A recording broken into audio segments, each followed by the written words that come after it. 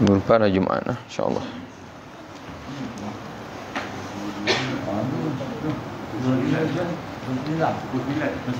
Minggu masuk minggu depan lah. 2 minggu lagi.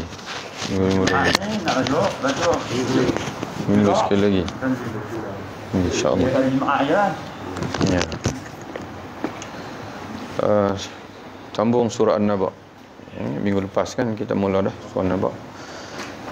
Kita berhenti pada ayat 17, muka surat 582. Kita baca insyaAllah. Kita ikutlah no? Jumpa no? 582 ayat 17. A'udzu billahi minasyaitonir rajim. Bismillahirrahmanirrahim. Inna yawmal fasli kana miqata. يوم ينفخ في الصور فتأتون أفواجا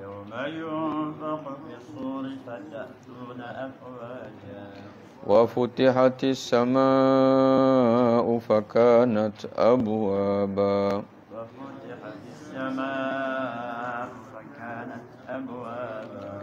وسيرت الجبال فكانت سرابا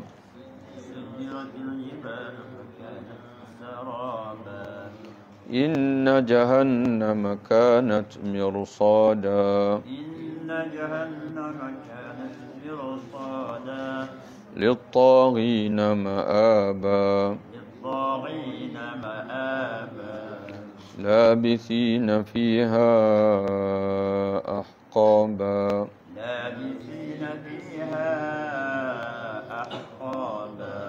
لا يذوقون فيها بردا ولا شرابا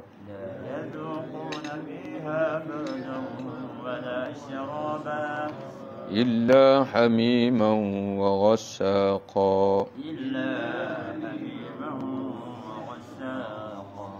جزاء وفاقا إنهم كانوا لا يرجون حسابا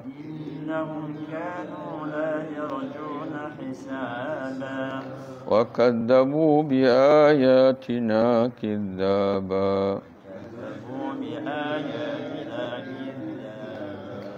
وكل شيء أحصيناه كتابا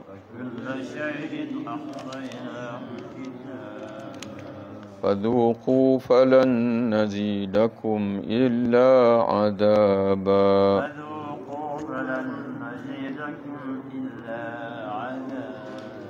صدق الله العظيم. Inna sesungguhnya Yaumul Fasli, hari keputusan. Hari keputusan yakni hari kiamat. Di sana adanya hisab. Adanya hisab. Manusia akan dihitung oleh Allah.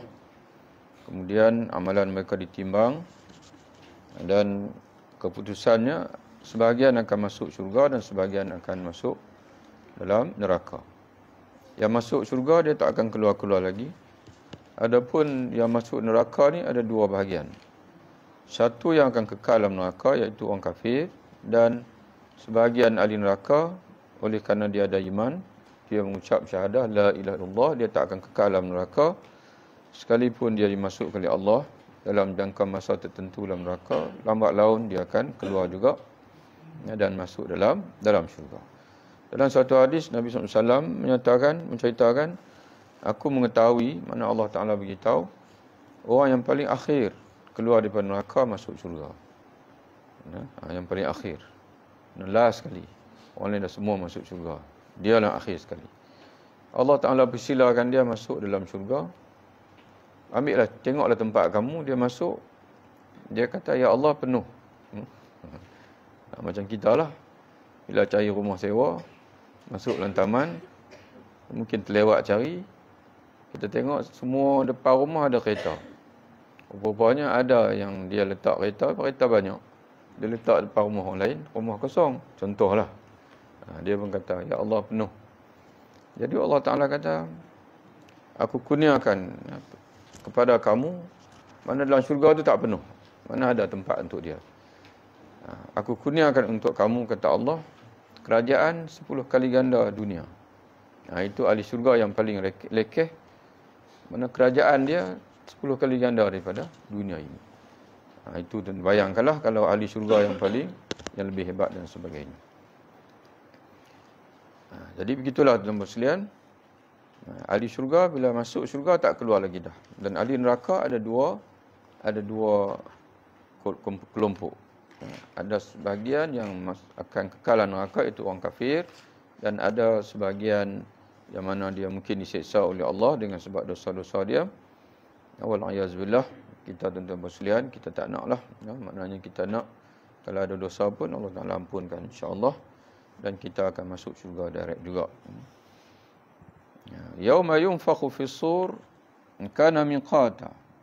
Telah menjadi, hari keputusan itu telah menjadi ia waktu yang telah ditetapkan. Yakni untuk pahala dan siksa. Mana ditetapkan oleh Allah untuk hisab, dan sebahagian akan diberi pahala dan sebahagian akan dikenakan siksaan kerana dosa masing-masing. Dan sebahagian ulama menyatakan kana miqata, telah ditetapkan masanya di sisi Allah, walaupun manusia tak tahu bila, tapi tetap akan berlaku bila tiba masa. Yauma yunfakhu fis, yauma iaitu hari, yunfakhu ditiup, fis-suri pada sangkakala. Yakni siapa yang meniup ini? Malaikat Israfil. Itu malaikat yang ditugaskan untuk meniup as-sur. As-sur diterjemah sangkakala. Fata'tun afwaja, lalu kalian semua, kata Allah, ini manusia, kamu akan datang, yakni bangun daripada kubur, afwajan, dengan berduyun-duyun menuju ke mahsyar. Menuju ke mahsyar. Jadi tiupan sangkakala ini yang kedua. Kerana sangkakala ni ada dua tiupan. Yang pertama, tiupan yang memusnahkan alam ini, mematikan sakit-baki yang masih ada. Itu tiupan yang pertama. 40 tahun selepas itu diikuti dengan tiupan yang kedua yang membangkitkan. Membangkitkan semua manusia yang mati lama, mati bau, semua akan bangkit daripada kubur. Afwajan, berduyun menuju ke mahsyar. Menuju ke mahsyar. Sur ni tuan-tuan sekalian, dia terjemah sangkakala. Sur ni tiupan pada sangkakala. Makna satu jenis. Mana Allah Ta'ala jadikan, wallahu alam lah macam mana. Asal makna sur ini, kalau tengok dalam bahasa Arab, sur ini, kata dia satu alat bunian yang dibuat daripada tanduk. Sebab itu Allah Ta'ala ini, dia guna juga bahasa yang biasa orang Arab guna. Kalau sebut bahasa tu tak diguna, nanti kita akan tertanya apa dia tu. Tapi hakikat sebenarnya itu dia lain daripada itulah. Tapi as-sur ini satu alat bunian yang bila ditiup menghasilkan gema. Kita apa ada dulu?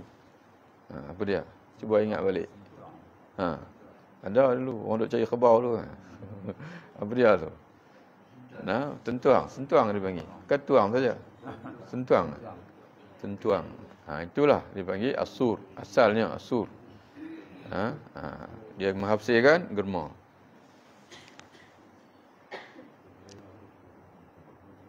Wa futihatis sama'u, dan dibukakan langit untuk turunnya malaikat.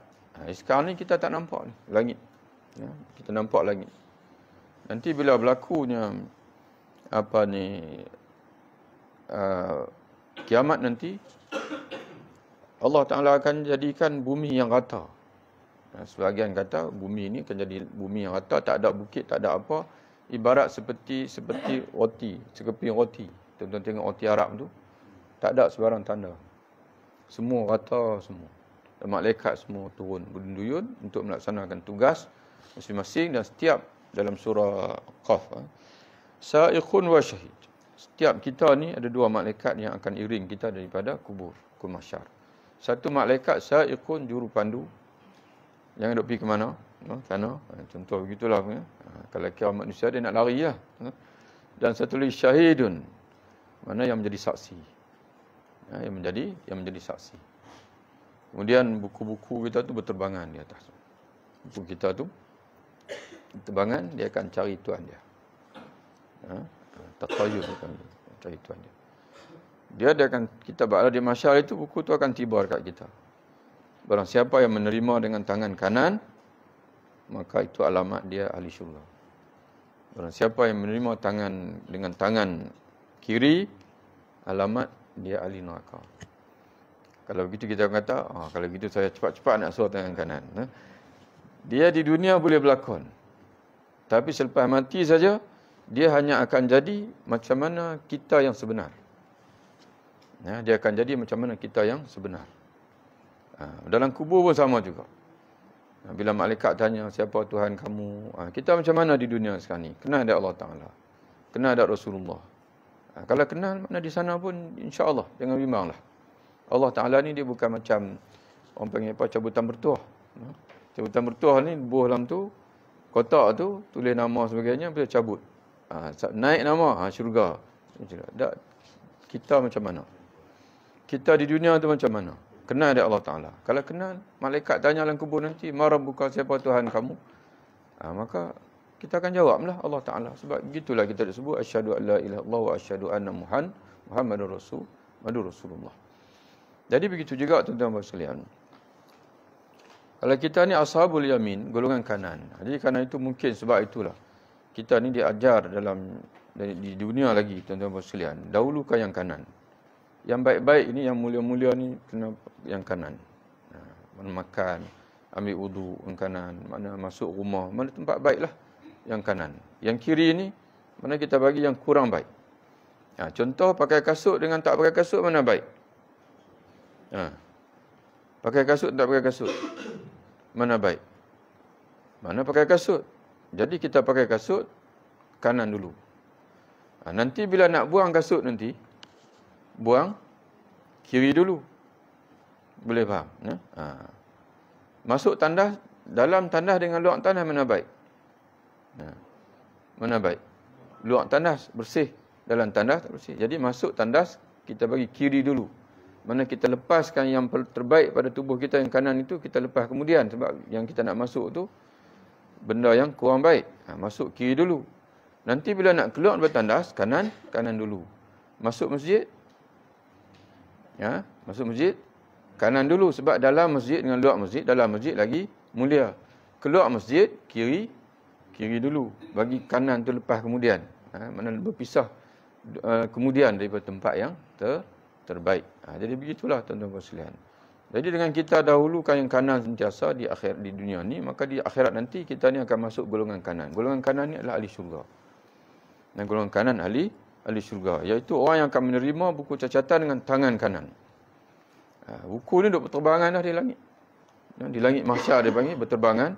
Kemudian dia cari tuan dia lah. Kita tuan dia tak akan salah tuan. Dia cari tuan dia, jumpa kita. Jadi kita insya-Allah orang beriman, semayang jagalah tuan-tuan sekalian. Semayanglah sebagai sebesar-besar tanda bahawasanya kita ini taat kepada Allah. Sebesar-besar tanda bahawasanya kita taat pada Allah Subhanahu wa taala. Yang kita maksudkan adalah salat 5 waktu. Kemudian tambah-tambah lagi lah dengan salat sunat. Jadi pada ketika itu dibuka langit untuk turunnya malaikat, fakanat abwaba, maka terdapatlah pintu-pintu. Hari ini tak nampak. Pintu langit kita tak nampak. Tapi malaikat turun setiap hari ni. Malaikat tukar shift hari waktu mana? Setiap hari. Subuh dan juga asar. Sebab itu sembahyang subuh dan asar ni kena sembahyang awal waktu supaya kita ada dalam dua-dua buku. Buku malaikat yang sedia ada, dia jaga kita sampai pagi. Maknanya daripada asar sampai pagi. Kemudian datang malaikat yang jaga siang pula, waktu tu dia tukar buku. Jadi kalau kita sembahyang subuh awal, maknanya kita tu berpisah, malaikat yang bersama kita berpisah dengan kita, penghujung sekali ialah sembahyang. Dan malaikat yang mula sampai tu, yang dia tulis mula-mula dalam buku kita tu, mudah-mudahan gitulah tuan sekalian, ialah sembahyang juga.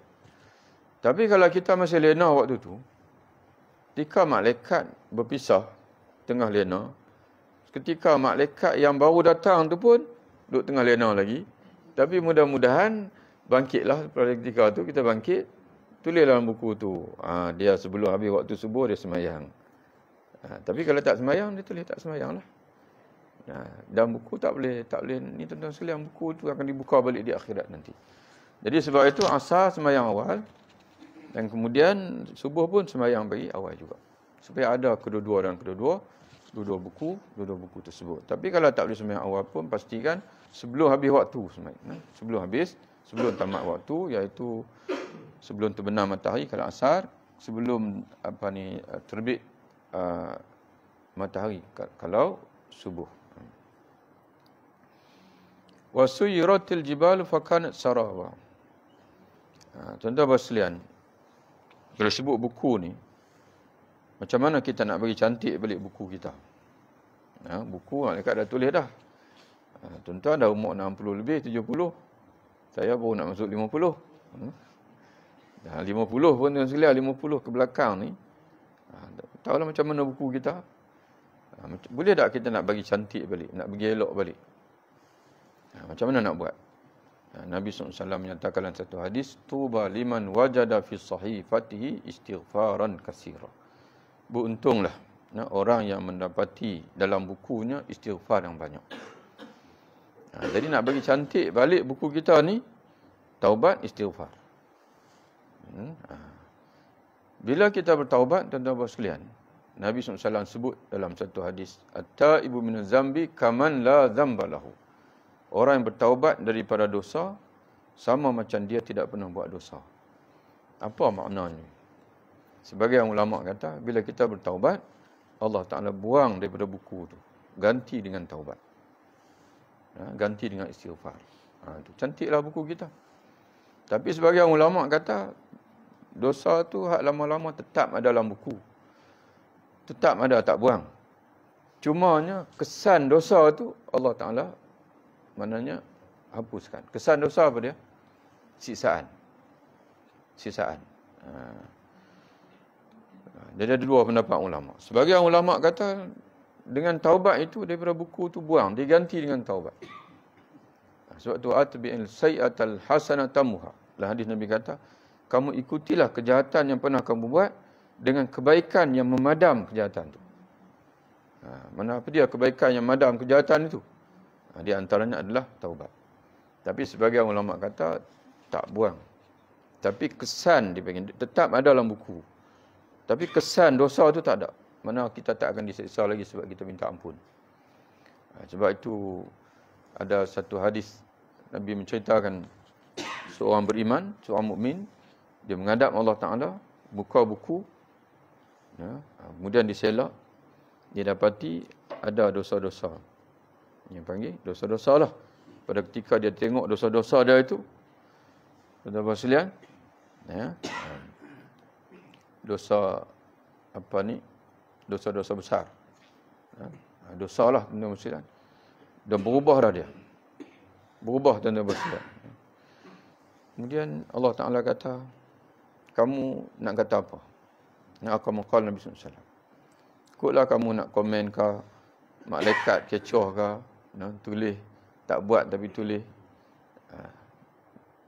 Dia yang beriman ni dia kata, ya Allah, semua apa yang tertulis itu semua betul belaka. Semua betul belaka, ya Allah. Lalu dalam hadis itu menceritakan Allah Ta'ala kata kepada malaikat, gantikan tempat kejahatan-kejahatan dia buat itu dengan pahala dan kebajikan, dan persilakan dia masuk dalam syurga. Itu tuan-tuan sekalian. Walaupun ada dalam buku. Tapi Allah Ta'ala kata tak apa. Dia ampunkan semua sekali. Gantikan tempat dosa itu dengan kebajikan. Lalu dia punyalah seronok. Dia kata, ya Allah, dalam muka surat lain banyak lagi dosa. Dia kata. Bukan dia nak candik Allah Ta'ala. Dia terlalu seronok. Dia kata. Dia terlalu seronok Allah Ta'ala ampunkan tempat dosa itu.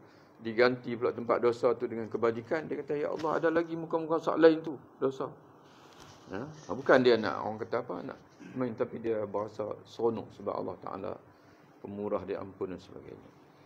Jadi sebab itu tuan-tuan sekalian, bila kita menyadari bahawasanya kita ni banyak dosa, memang kita ni banyak dosa lah, tak biar cerita lah tuan-tuan sekalian. Dosa-dosa silam kita tu maknanya kaki-baki umur yang ada ni, banyakkan istighfar, kemudiannya banyak buat baik. Di antara kebaikan-kebaikan yang mudah kita nak ambil tuan-tuan sekalian, sembahyang berjamaah. Sembahyang jemaah ni 27 kali ganda. Kemudian lagi apa lagi tuan-tuan sekalian? Baca Quran. Baca Quran satu huruf 10 kebajikan. Satu huruf itu 10 kebajikan. Kalau tuan-tuan yang ada mata tak nampak ataupun tak kenal huruf, tuan-tuan dan puan sekalian baca saja apa yang ada dalam diri. Qul huwallah, 3 qul huwallah dah sama dengan satu Quran. 4 kali qul ya ayyuhal kafirun sama dengan satu Quran. Jadi begitulah tuan-tuan sekalian. Ayat kursi baca tuan-tuan sekalian. Kemudian satu lagi sedekah. Sedekah 700 kali ganda. Dia tak perlu kita kata nak sedekah tu dan jumlah yang banyak. Nabi SAW sebut dalam satu hadis, ittaqin nar walau bisyiqqi tamratin. Kamu selamatkanlah diri kamu dengan bersedekah walaupun sebelah buah kurma, buah tamar. Jadi tuan-tuan ada kucing, bagi makan kucing pun itu masuk sedekah. Memang tuan-tuan kadang-kadang kucing ni sebab tu Imam Ibrahim bin Adham kadang-kadang memanglah bila orang minta kat kita ni, kita kadang-kadang jadi rimah. Termasuk bila kucing minta. Duduk tengah makan, duduk mengiau-ngiau dekat kita tu. Tapi kalau tuan-tuan bagi, tuan-tuan sekalian, tertulislah pahala untuk kita. Mungkin tuan-tuan kata, Ustaz, betul ke bagi makan kucing dapat pahala? Tuan-tuan sekalian, dalam hadis, bagi makan anjing. Bagi makan anjing. Terdapat ada yang sahih. Nabi bagi makan anjing. Ada tuan-tuan pun tahu cerita tu. Cerita di mana bila sahabat tanya, ya Rasulullah, apakah bagi makan anjing pun dapat pahala? Nabi kata, likulli kabidi ratbin sadaqah. Setiap pemberian kamu kepada makhluk yang bernyawa, Allah Ta'ala akan tulis sebagai sedekah. Ini kan pula dipanggil kucing. Contohlah kita panggil. Tapi kalau ada banyak sangat, jenuh lah.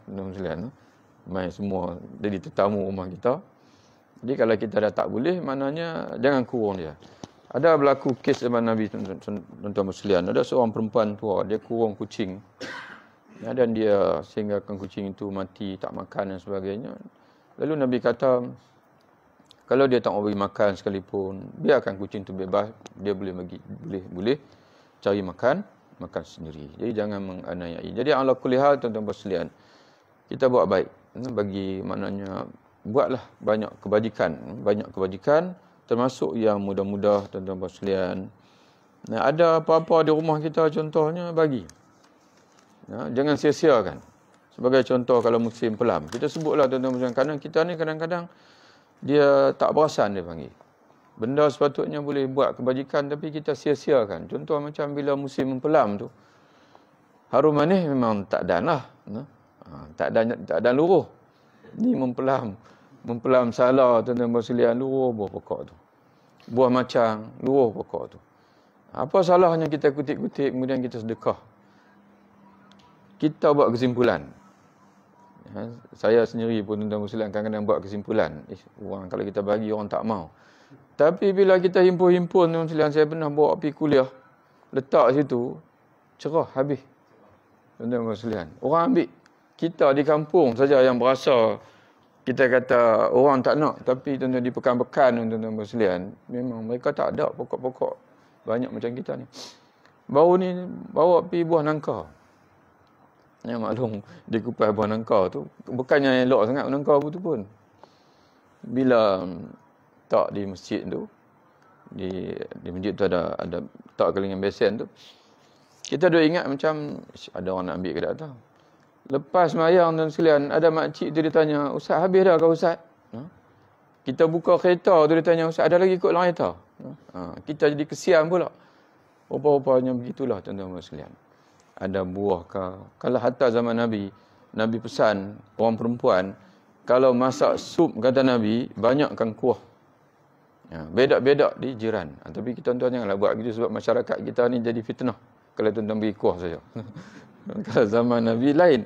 Zaman tu dia panggil tak apa. Masak sup bagi banyak sampai kuah pun orang akan terima. Tapi kita ni dia agak nanti akan timbul. Orang akan panggil apa? Timbul Cakap-cakap tak elok pula. Tapi sampai begitu Nabi pesan.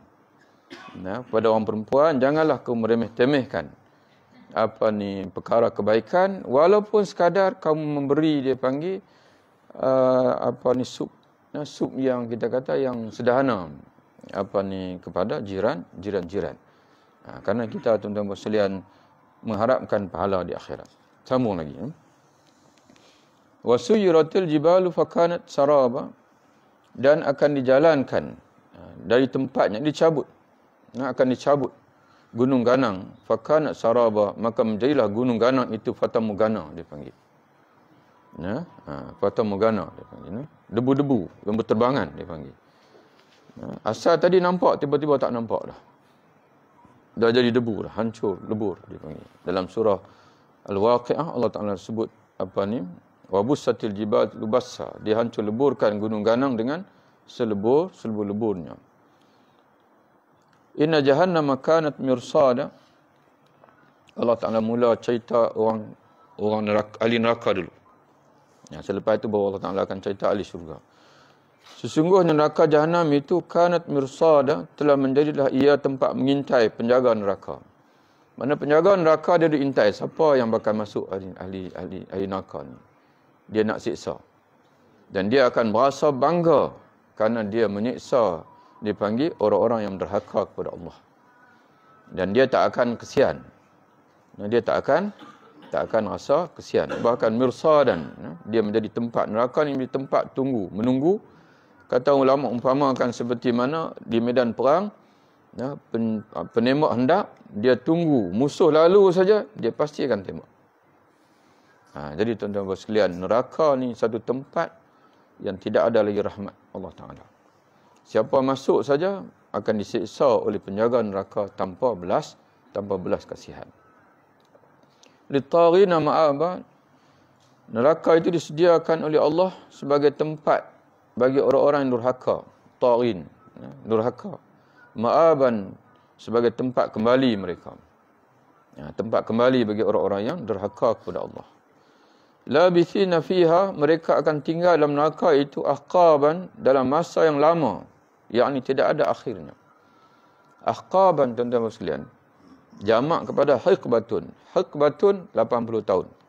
Ahqaban makna hiqbah demi hiqbah. Lepas 80 tahun sambung 80 tahun lagi. Lepas 80 tahun sambung 80 tahun lagi. Lepas 80 tahun sambung lagi 80 tahun. Itu makna 80 tahun di akhirat. Jadi tuan-tuan sekalian, bayangkan kita, kalau duduk dalam syurga, tak apa juga.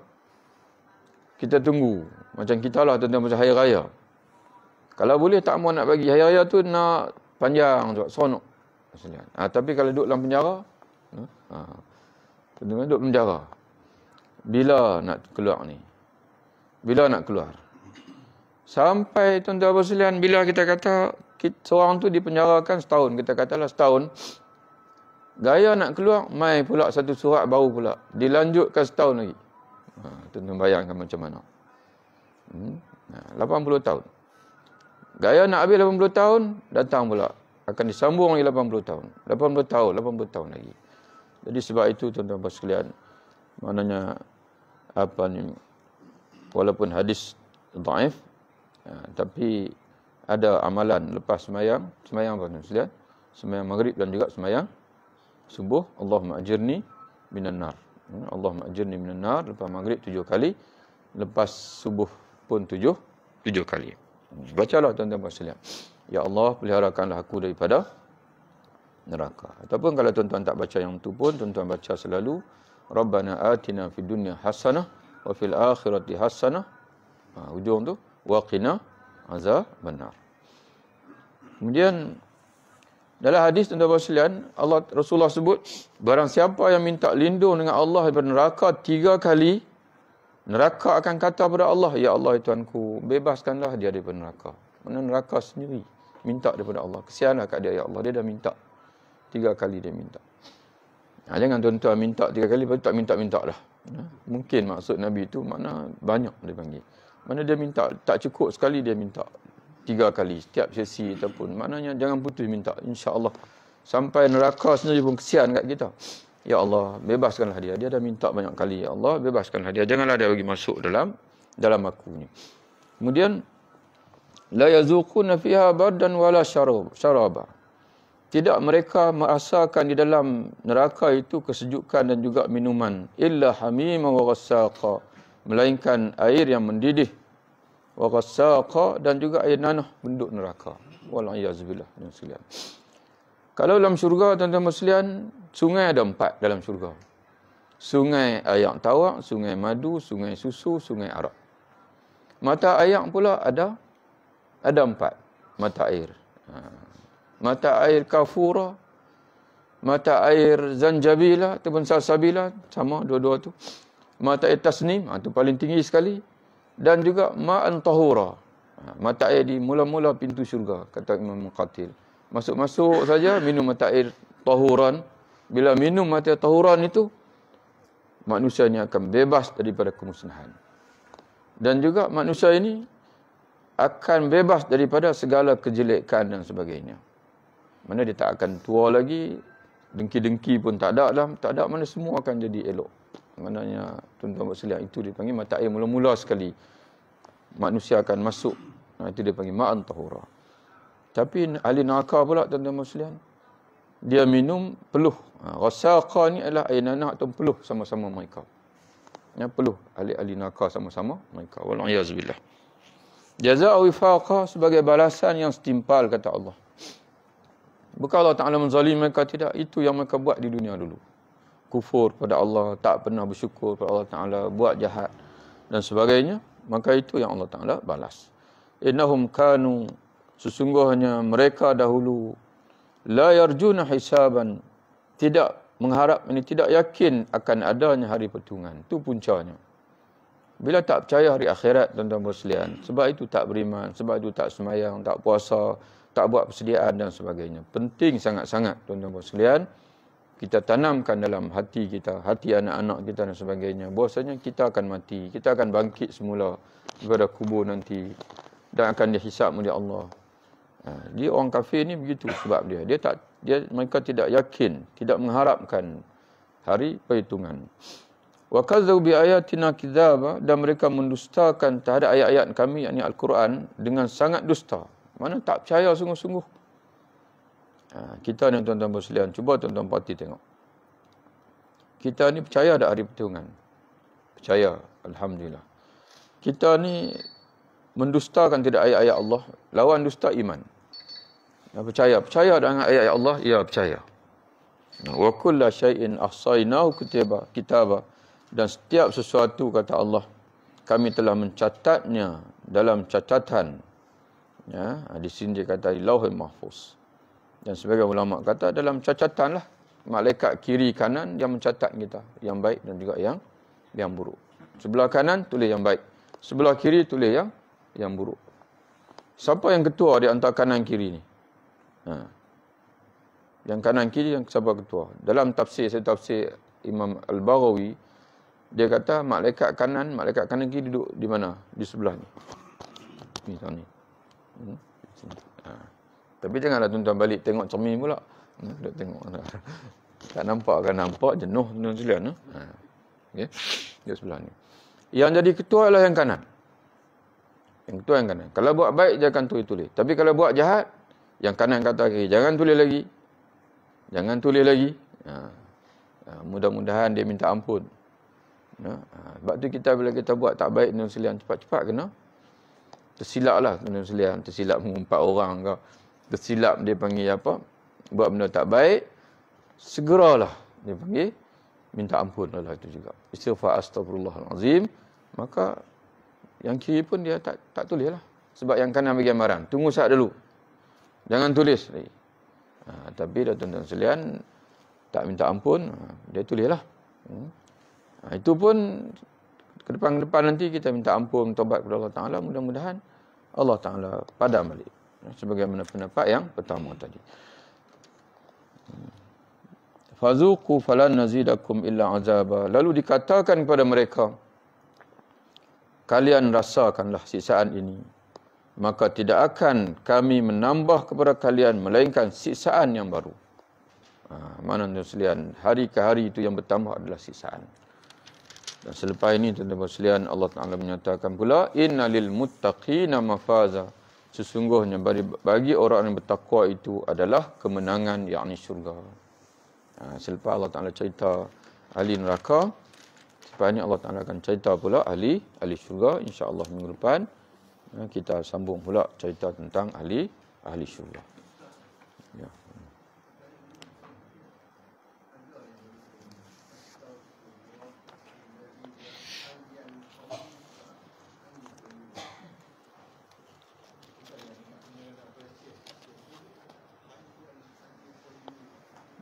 Ya. Tabat sekalian, astaghfirullahalazim, astaghfirullahalazim, astaghfirullah. Astaghfirullah ka hu ha astaghfirullah. Astaghfirullah dipanggil maf'ulun bih. Astaghfirullahalazim. Ya, aku mohon keampunan kepada Allah, astaghfirullahalazim, allazi la ilaha illahu, yang mana tidak Tuhan melainkan Dia. Al-Hayya, sebab tadi baca astaghfirullahalazim, kita tak baca astaghfirullahulazim.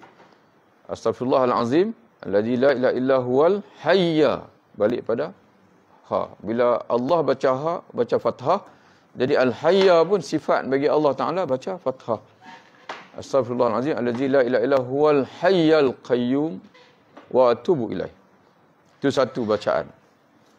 Mana kalau tuan-tuan nak baca dengan fathah boleh. Astaghfirullahalazim, allazi la ilaha illa huwal hayyal qayyum wa atubu ilaih. Iaitu oleh sebab ha baca fathah, al-hayya pun baca fathah. Boleh tak kalau tuan-tuan nak baca macam kita selalu baca? Hayyul qayyum.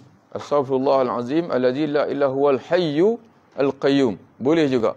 Kerana pakai huwa di sebelum dia. Astaghfirullahalazim, allazi la ilaha illa hu. Huwa illahu huwa. Kalau al-qayyum itu sifat pada huwa, baca dhammah lah. Jadi kata Imam Asy-Syaukani, Imam Syaukani pun ahli bahasa. Walaupun kita parti adalah ustaz-ustaz kita yang dia kata tak kena. Kita baca huwal hayyul qayyum, kita baca lama tu dia kata tak kena. Tapi anak semak ada dua wajah. Ya, sebagian ulama di antaranya Imam Asy-Syaukani, dia kata al-hayyul qayyam, al-hayyul qayyum pun boleh baca, al-hayyul qayyum pun boleh baca dari segi nahwu tepat. Ya, kalau al-hayya kita rujuk pada Allah, ha, astaghfirullah. Tapi kalau al-hayyu kita rujuk pada huwa. Ya, huwal hayyul qayyum wa atubu ilaih. Jadi tuan-tuan, sebab tu saya sendiri pun saya kekalkan yang lama. Walaupun ada tutup guru tegur dan sebagainya, oleh sebab ada ulama yang menyatakan boleh, kalau tidak keliru tuan-tuan sekalian, kita ada biasa begitu. Jadi tiba-tiba orang suruh ubah, agak susahlah nak ubah, dah tua-tua ni. Jadi kita kekal lama, astaghfirullahalazim, allazi la ilaha huwal hayyul qayyum, yakni sifat kepada huwa. Ya, huwal hayyu al-qayyum, sifat kepada huwa, bukan sifat kepada Allah tadi ni. Sama jugalah, huwa pun Allah Taala juga. Tapi dhamir ganti nama. Boleh ya? Ya.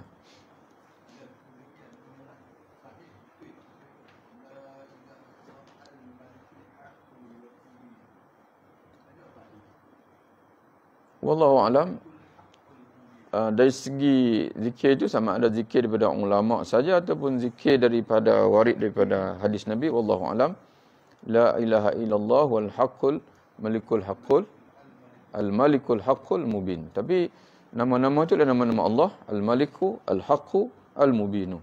Cuma dari segi status zikir itu, apakah zikir itu memang warid ataupun disebut dengan zikir al-maksur ataupun zikir itu zikir daripada alim ulama, insya-Allah nanti kita cuba rujuk tengok macam mana.